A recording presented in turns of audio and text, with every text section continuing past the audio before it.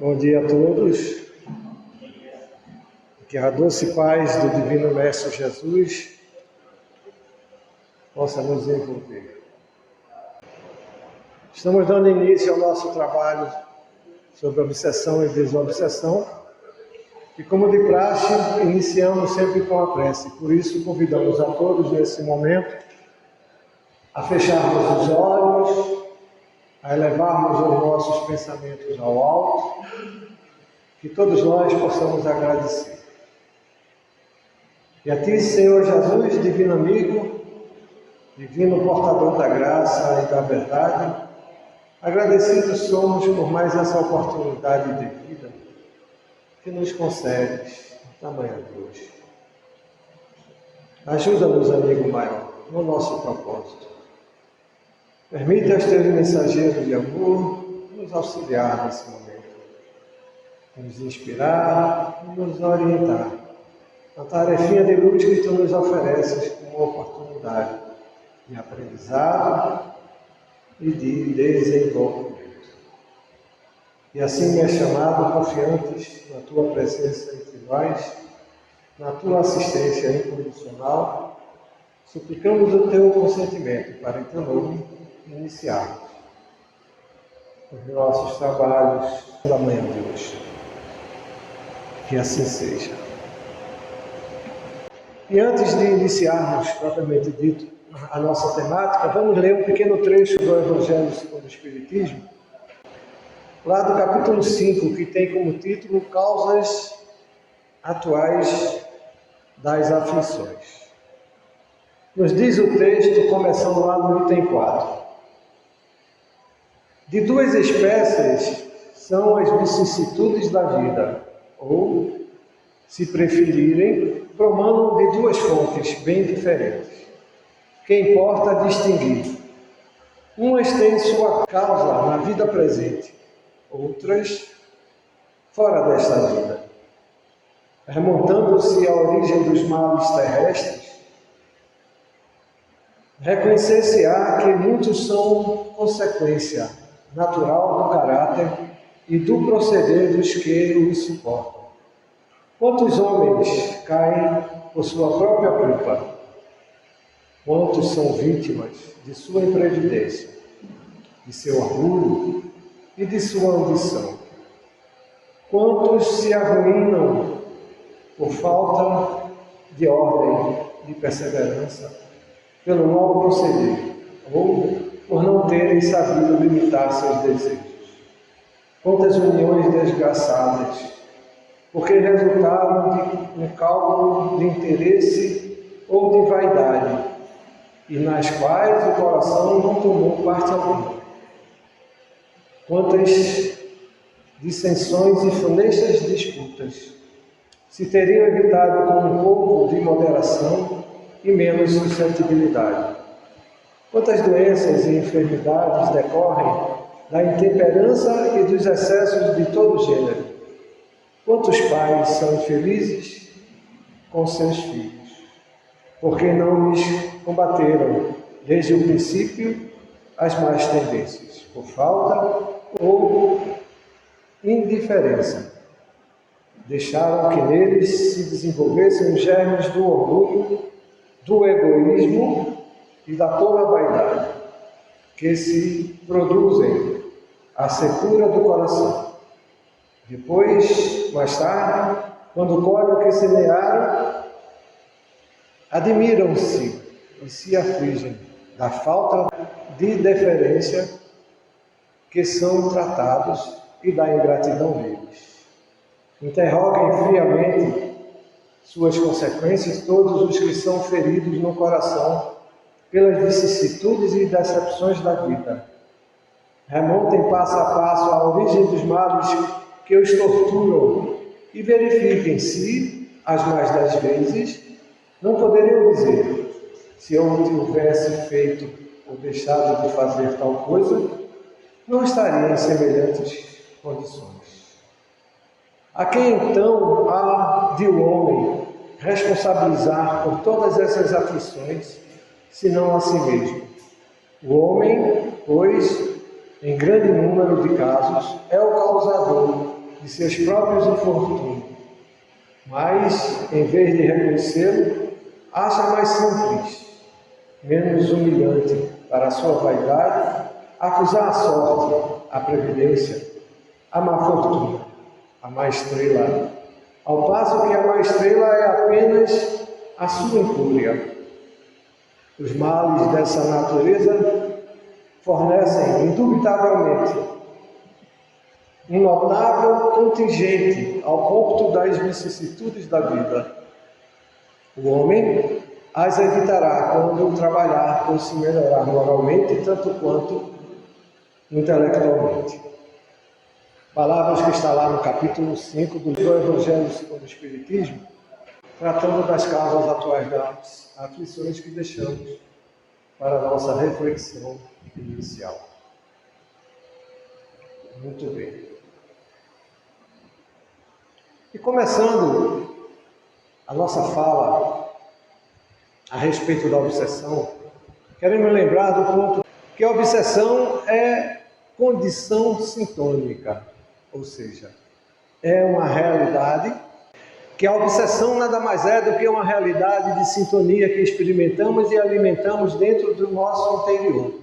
Ou seja, são os nossos valores, pensamentos, ideias, sentimentos, propósitos, despropósitos, tudo aquilo que alimentamos dentro de nós que nos proporciona a realidade obsessiva em que experimentamos. E podemos dizer que são os nossos inimigos ou amigos internos, como queiram. Mas se você está querendo dizer que o obsessor é um amigo meu, também pode ser. Ele pode ter sido um amigo no passado, mas pode ser um amigo também no presente. Não nos damos conta dessa realidade, que muitas das vezes são os amigos que nos conduzem para os descaminhos da vida, quando estamos alimentando em nós propósitos egoísticos, por exemplo, propósitos de vaidade, propósitos de interesse, propósitos de prejudicar, que nem sempre nos damos conta daquilo que estamos fazendo, por imaginarmos ou sentirmos dentro de nós sensações que nos comprazem e que nos ligam a esses amigos, ou inimigos, como queiram. Porque o amigo, o verdadeiro amigo, não conduz outro amigo para o mau caminho, só o inimigo. Entretanto, há amigos que não nos damos conta, agem como nossos verdadeiros inimigos. E há inimigos, interessante isso, que qualificamos como tal, que agem como verdadeiros amigos. Muitas das vezes, quando recebemos um não da vida, acreditamos a vida, a responsabilidade do mal que nos afeta, do mal que nos atinge. Uma coisa que desejamos muito, que queremos muito realizar, a vida simplesmente nega, simplesmente diz não. Como um pai, por exemplo, que é um amigo. Quem não recebeu um não do seu pai ou da sua mãe? Esse, muitas das vezes, dizendo sim, pensou ser amigo. E muitas das vezes agiu como inimigo. Porque o filho necessitava, na realidade, de um não. Assim é a vida. Assim são os nossos amigos e inimigos internos. Esses o são da forma que se apresenta, segundo aquilo que nós possibilitamos e permitimos que eles existenciem em relação a nós. Por isso que dizemos e lembramos que a obsessão é uma condição sintônica. Amigo ou inimigo, quem qualifica o amigo ou inimigo não é ele, não é o outro, somos nós, que assim o recebemos e o percebemos. Muitas das vezes o não da vida é o grande amigo que vem nos educar, que vem nos ensinar, que vem nos trazer o caminho apropriado que precisávamos seguir, que precisávamos construir, que precisávamos despertar. E relegamos a esse o status de inimigo. ou a condição de inimigo. Muitas das vezes os limites da vida são aqueles que mais machucam, são aqueles que mais incomodam. E esses, muitas das vezes, estão nos trazendo aquilo justamente que nós necessitamos. Por exemplo, a obsessão. Como podemos entender a obsessão? Como amigo ou como inimigo? Aí vai depender mais uma vez da sua interpretação a respeito do que vem a ser a obsessão. A obsessão pode ser aquele momento existencial em que está ali educando, lhe chamando a atenção para uma realidade existencial de mudança. Ou seja, é tudo o que você acha que menos precisa de um obsessor lhe conduzindo para o mal. Porque, via de regra, é assim que a gente percebe o obsessor.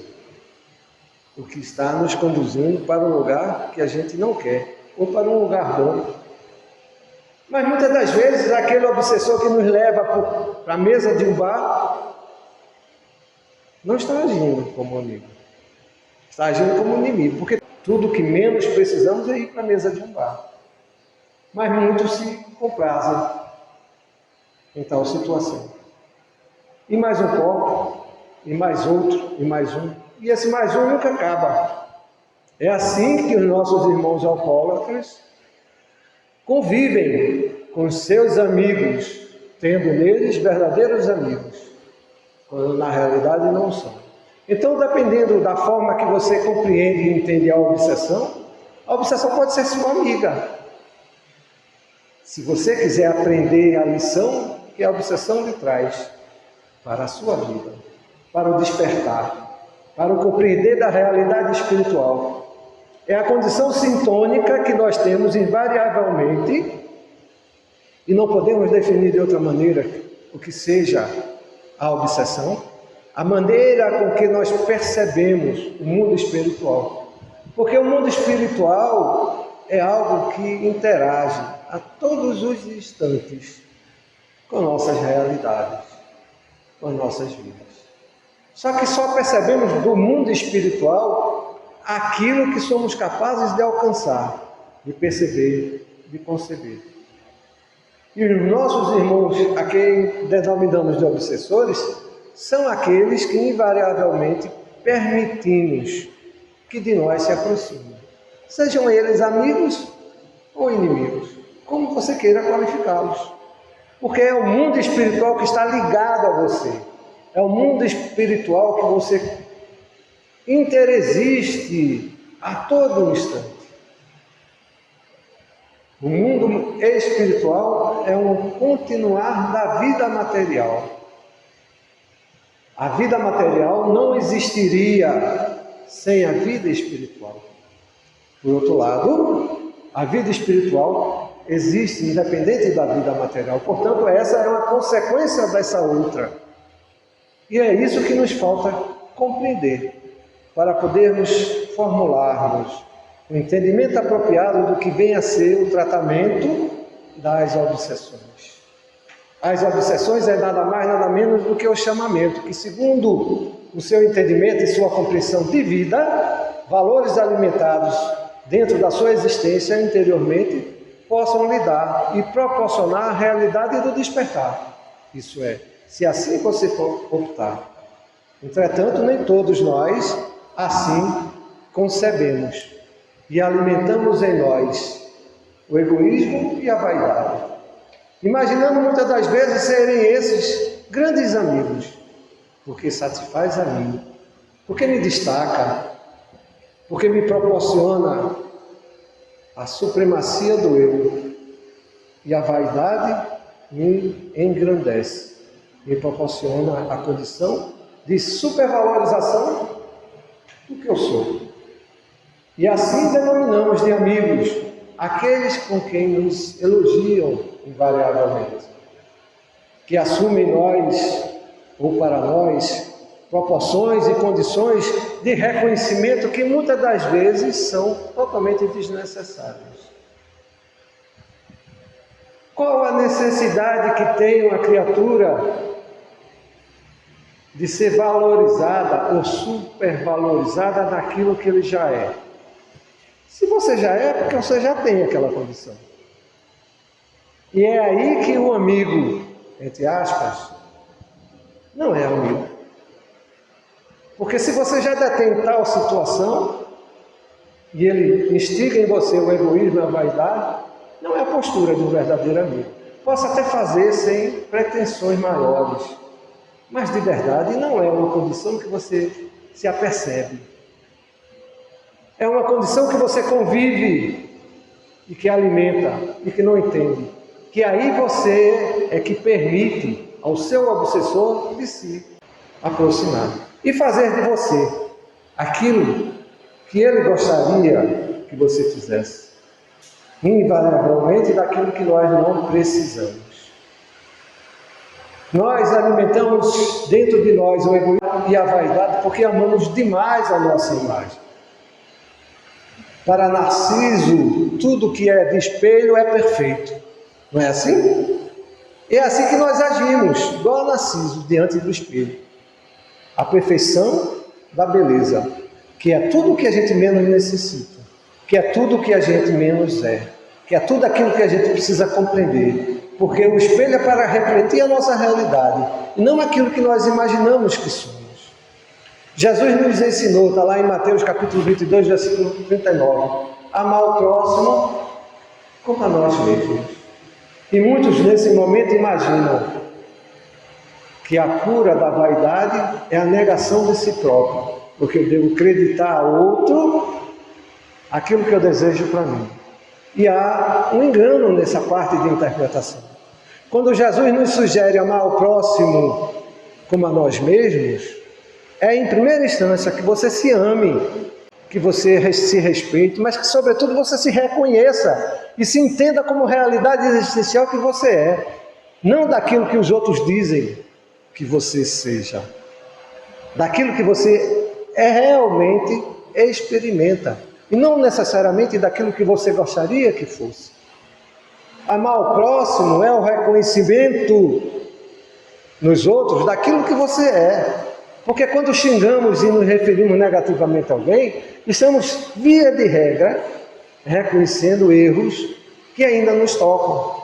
Vaidade, egoísmo, pretensão, sem nos darmos conta, alimentando em si vibrações inferiores ou inferiorizantes, como queiram, que possibilitam irmãos que vibram na mesma condição de se aproximarem.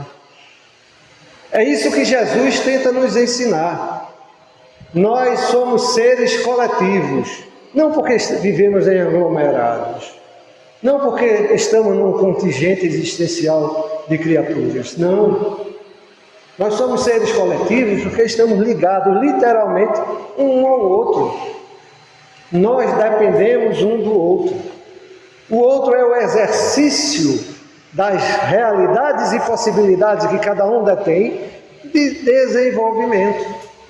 São as possibilidades de executar aquilo que você pode construir em evolução. Como posso evoluir se eu não amo e não respeito o próximo? Se tudo que ele detém é tudo aquilo que eu desejo para mim. Será que tudo que os outros detêm é aquilo que é necessário para mim? Me encontro num determinado grau de evolução, de percepção, de entendimento de vida, de construção existencial. Como posso imaginar que aquilo que o outro detém é o que me satisfaria ou o que seria suficiente para mim? Preciso ver no irmão a condição existencial primeira, daquilo em que eu me encontro. Ou seja, a condição da empatia, de se colocar no lugar do outro. É disso que Jesus falou. É disso que Jesus nos fala. A condição que precisamos perceber no outro, daquilo que você é, como consequência, como continuação. E não como oportunidade, como muitos imaginam. E não receber dos outros aquilo que apenas lhe satisfaz, naquilo que você acha que é necessário. Temos dificuldade de entender o que Jesus nos disse, ou seja, de brilhar Jesus dentro de nossas vidas, porque os nossos valores são invariavelmente voltados para a materialidade. E os valores crísticos são voltados para a espiritualidade. A nossa materialidade nos liga à nossa espiritualidade mais próxima. Por isso estamos obsediados. Por isso nos sentimos obsediados.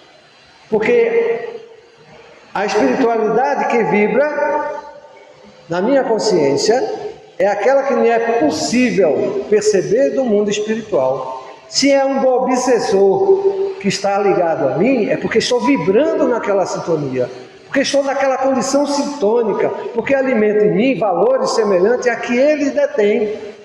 E que muitas das vezes são eles que são chamados por nós. Não são eles que nos perseguem.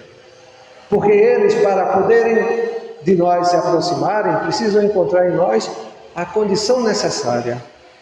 E essa condição, essa permissão, só nós podemos dar.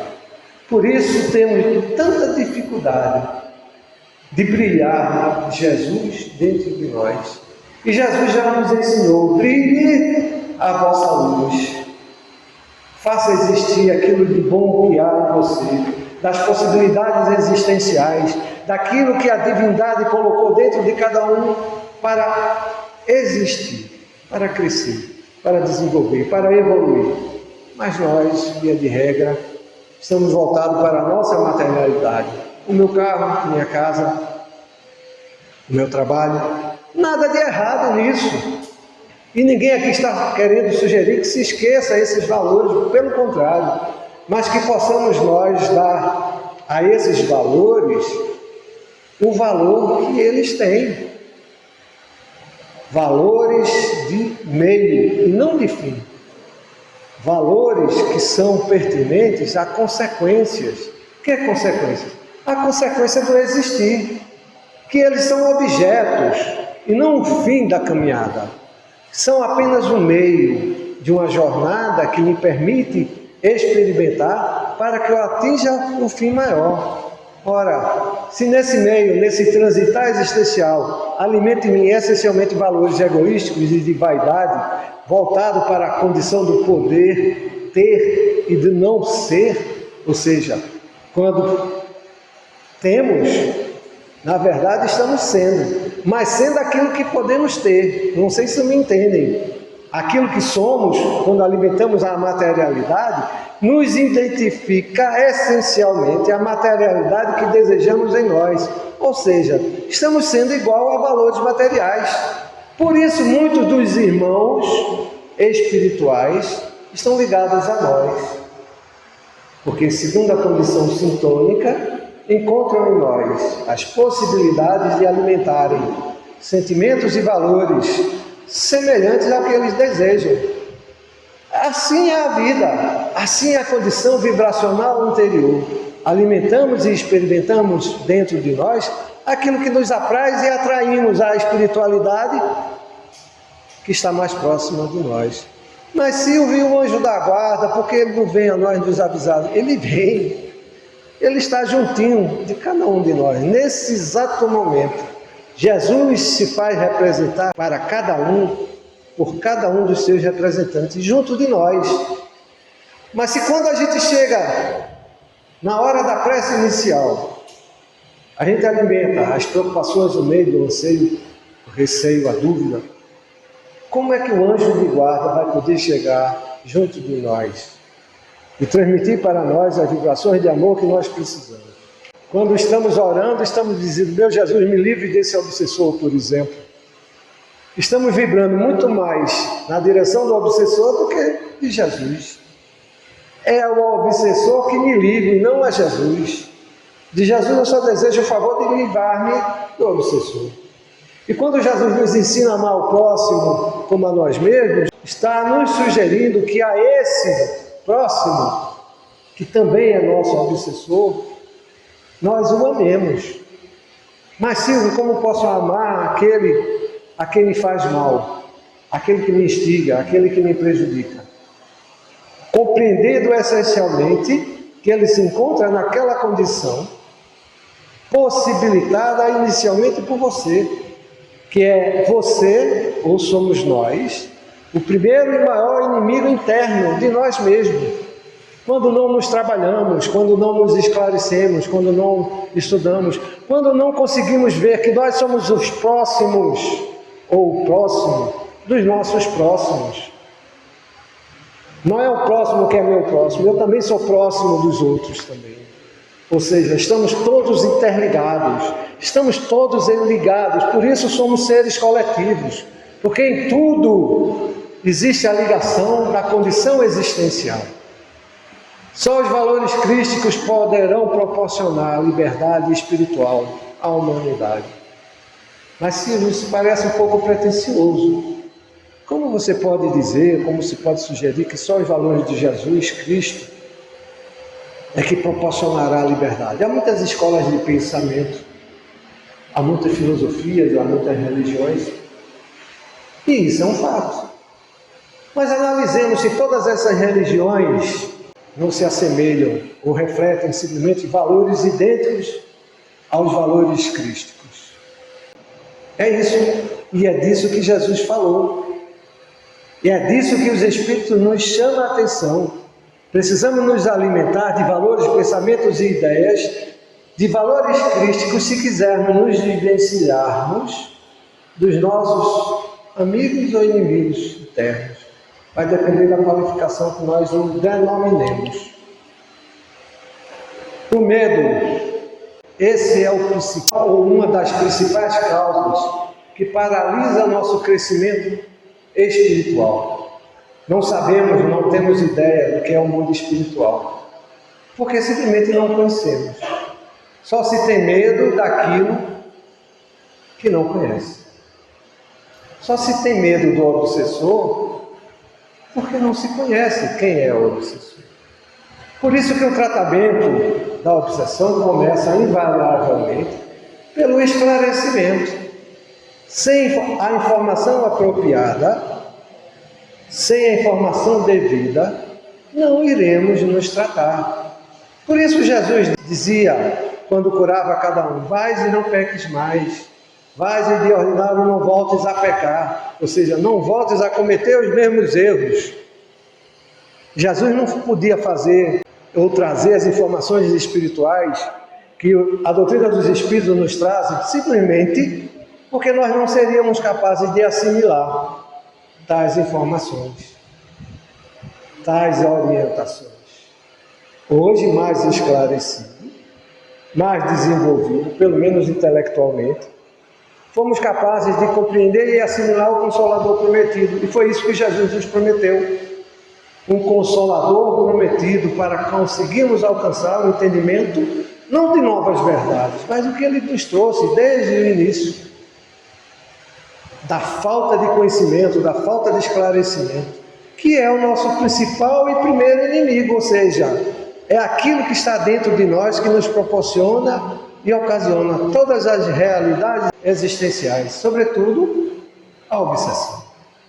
Ou seja, só temos medo daquilo que não conhecemos. Só podemos alimentar o receio e a dúvida da falta de informação que ainda não detemos. E aí cabe perguntar, o que estamos fazendo para o tratamento da nossa obsessão? Todo sábado eu estou lá no centro.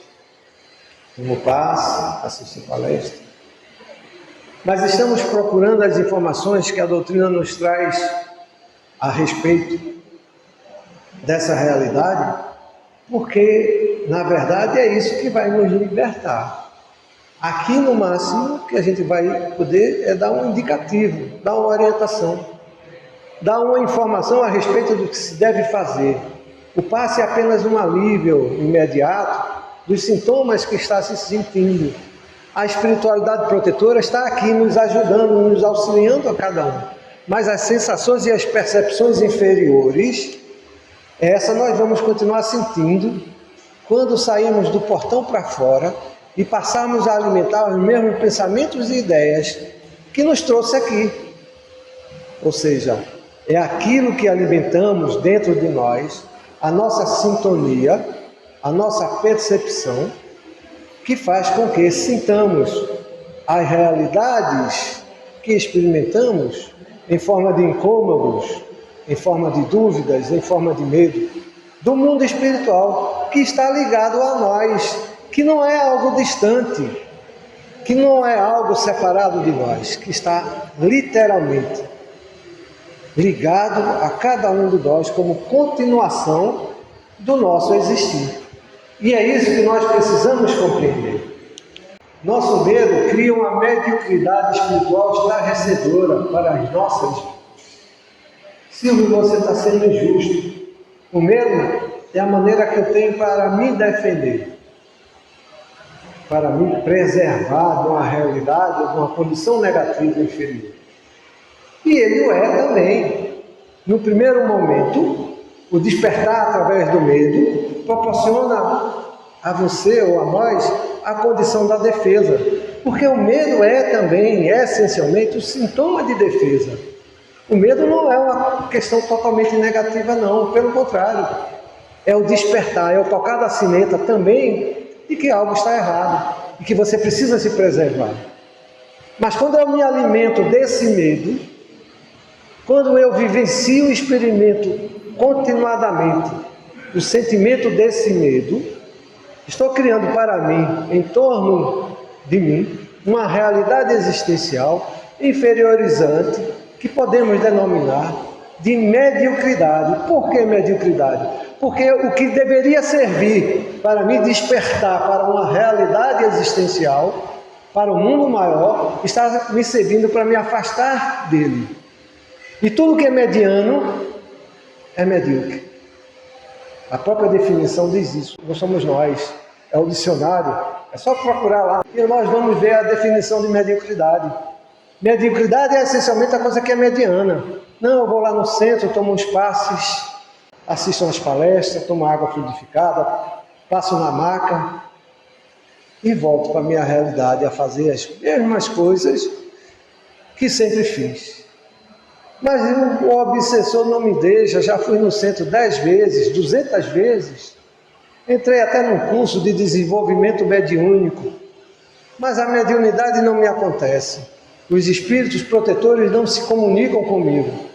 Mas é lógico, a nossa condição sintônica está voltada para quem?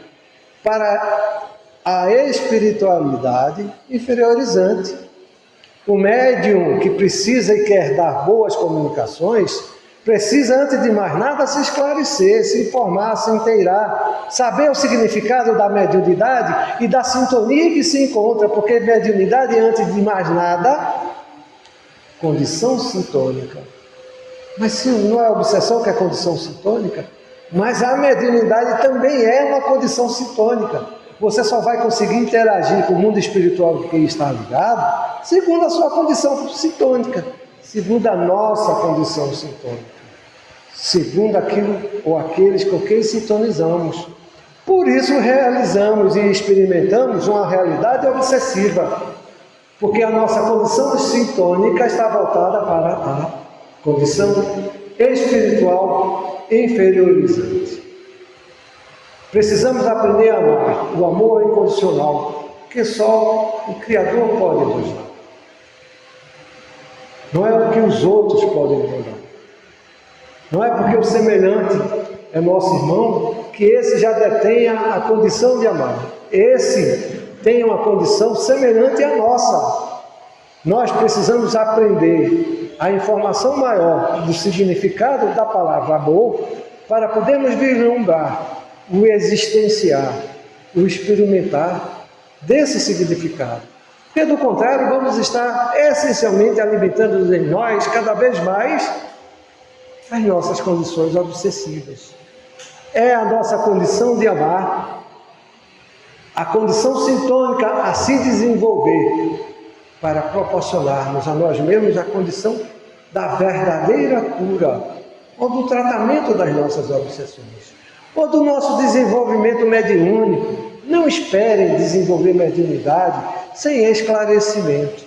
Não é mediunidade apenas um fenômeno de comunicação entre o mundo material e o mundo espiritual. Não. Assim como somos seres coletivos e estamos ligados uns aos outros, a mediunidade é uma condição que nos possibilita a ligação com o mundo espiritual e dele transitar as informações possíveis que sejam proporcionais a quê? Às nossas condições sintônicas. Por isso estamos obsediados. Por isso as nossas comunicações espirituais enquanto médios estão voltadas para sofredores. Porque não conseguimos vibrar na condição vibracional dos nossos protetores. Ah, Silvio, mas me disseram lá no centro que eu sou médium de cura. Eu vim para curar, não vim para dar comunicação. E Kardec esclarece isso. Todos, embora exista uma categoria de médium chamado de cura, todos nós temos essa possibilidade de curar, dependendo da fé, dependendo do ensejo, dependendo da condição que cada um proporcione. Você pode ser médium de cura o quanto for. Médium de cura é aquele que toca, na expressão da definição maior, aquele que cura e toca. Você toca e cura? Você tem a possibilidade de tocar e curar. Você só vai tocar e curar se esclarecer, se informar e se preparar. Se a sua condição sintônica estiver com aqueles que verdadeiramente possibilitam a cura. Porque se a sua condição sintônica não assim existir, sinto muito, você não vai exercitar nunca a sua condição de mediunidade. Porque a condição da mediunidade de cura é uma condição em potencial que dispomos desde que nós a desenvolvamos. Mas assim é qualquer realidade mediúnica. Eu posso ser o melhor psicógrafo do mundo, mas se eu estiver voltado para espíritos inferiorizantes, sinto muito, eu só vou escrever porcaria. Eu não vou conseguir dar uma informação esclarecedora. Se eu sou um médium que consegue fazer materialização, e se não estiver esclarecido devidamente, e se não estiver sintonizado, porque só os espíritos superiores conseguem trabalhar a matéria, e se a eles eu não estiver ligado, eu sinto muito. Não vou conseguir realizar absolutamente nada. Então toda a minha potencialidade mediúnica pode simplesmente estar voltada para quê? Para a minha condição sintônica, que podemos traduzir como a nossa obsessão. Vai depender essencialmente de como e daquilo que eu dirijo em sentimento, em pensamento, em ideias, em propósitos e em vida. E é o amor incondicional, que só a divindade nos possibilita, é que permitirá o verdadeiro desenvolvimento mediúnico, a verdadeira desobsessão, como queira entender. Mas não aceitem simplesmente porque estamos aqui nos referindo desta forma. Busquem os esclarecimentos, estudem o livro dos Espíritos, estudem a codificação, se aprofundem, porque só e somente só através do esclarecimento daremos o primeiro passo para o nosso desenvolvimento mediúnico, desenvolvimento espiritual, construção espiritual, razão das nossas vidas. Não estamos aqui a passeio, viemos aqui para evoluir. O fato é que demoramos a compreender essa realidade. Portanto, meus irmãos, que possamos entender que desobsessão é modificação da condição sintônica negativa. Ou seja, a mesma condição que você tem de se ligar positivamente, você está ligado negativamente aos obsessores, às ideias materializantes, às condições inferiorizantes, às ideias de sofrimento, de dor, de negação, ou de prazer, ou de vaidade, ou de orgulho, como queiram. Se verdadeiramente desejam trabalhar a sua desobsessão, conscientizem-se dessa realidade. Precisamos nos conscientizar dessas verdades, desses entendimentos. É compreendendo a realidade do que representa a obsessão e a desobsessão que conseguiremos alcançar a verdadeira condição do nosso trabalho. Até para que isso seja válido, Não podemos fazer a desobsessão só porque lá no centro estão dizendo que é bom, que vai fazer bem, que é assim que eu vou conseguir afastar meu obsessor. Sinto muito, não vou conseguir nunca realizar. Não, porque se eu for todo sábado para o desenvolvimento mediúnico, eu vou conseguir trabalhar. Eu vou conseguir dar comunicação. Se eu não conseguir me esclarecer, se eu não me informar, se eu não me interar, se eu não me atrelar numa tarefa de caridade, na corrente mediúnica que transita, não só na sala. A sala é o momento, é o local onde você tem a oportunidade de se expressar essa comunicação. Mas por toda a sua vida, por toda a nossa vida, em cada momento, em casa, no trabalho, no passeio, no lazer, dentro do centro espírita, fora dele, aonde você estiver, se a corrente espiritual que você alimentar dentro de si for positiva, for construtiva, for esclarecedora, for saudável, for salutar, você se ligará naturalmente aos espíritos que vibram nessa condição sintônica. E essa condição sintônica vai nos dar a condição de manifestarmos a nossa condição mediúnica ou de estarmos obsediados. Porque a obsessão nada mais é do que a expressão sintônica da mediunidade sem conhecimento, sem esclarecimento. Ah, sim, mas tem aí outras seitas, outras religiões que trabalham mediunidade e não precisam estudar. Não precisam se esclarecer e os médicos estão aí trabalhando. Estão sendo objetos, lhes asseguro sem medo de errar. Não estão sendo instrumentos de trabalho, estão sendo objetos. Sem esclarecimento, sem informação e sem discernimento. Não estão exercitando para praticar a mediunidade, pois a mediunidade sem esclarecimento não existe. Estão praticando e exercitando mediunismo. É a isso que estão praticando. Mediunismo se exercita quando você pratica a mediunidade de forma empírica, da forma que você acha que é, da forma que você acha que pode ser, da forma que você acha que funciona.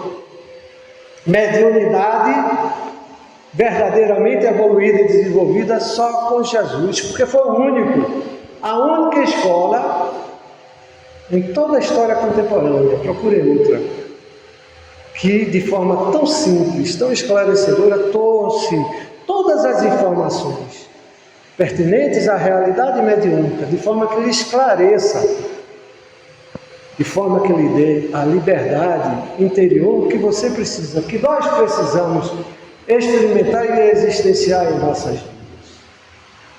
Que possamos entender que o poço de lama não reflete a luz do sol. Ora, se estou eu cheio de sentimentos negativos, inferiores,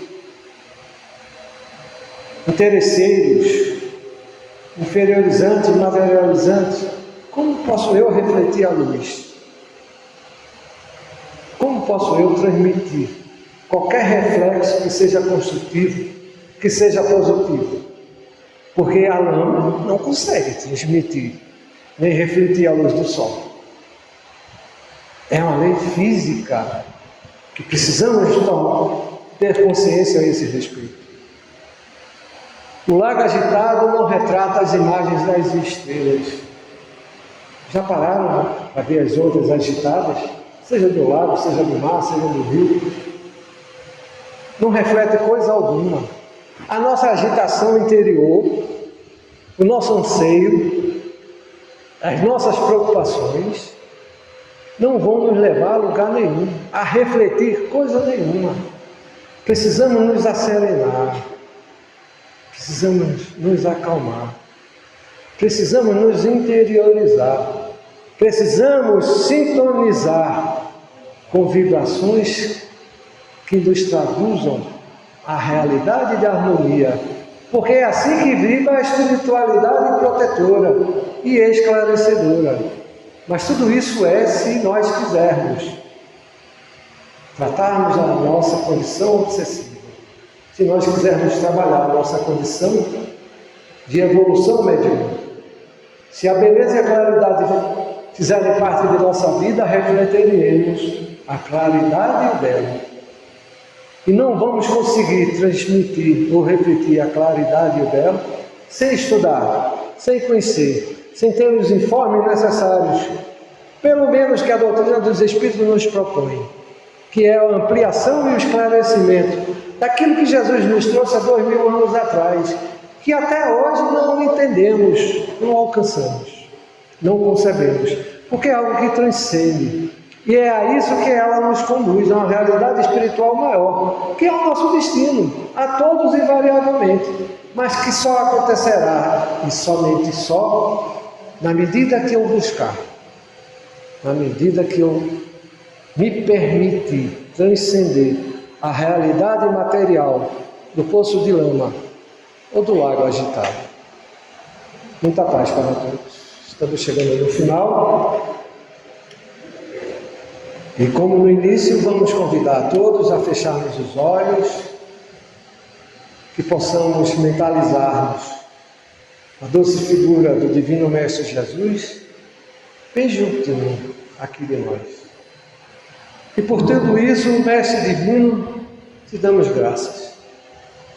Graças te damos, Senhor, pela certeza que nos proporciona, dos sentimentos que alimentamos dentro de nós, em torno das verdades sublimes que tu nos proporciona, pelo envio dos teus mensageiros de amor que vêm nos auxiliar, pela condução do Consolador prometido, que permitiste fosse trazido a cada um de nós. E assim, Mestre amado, uma vez mais te agradecendo por tudo, suplicamos o teu consentimento para em teu nome finalizarmos os nossos trabalhos da manhã de hoje. Muita paz para todos.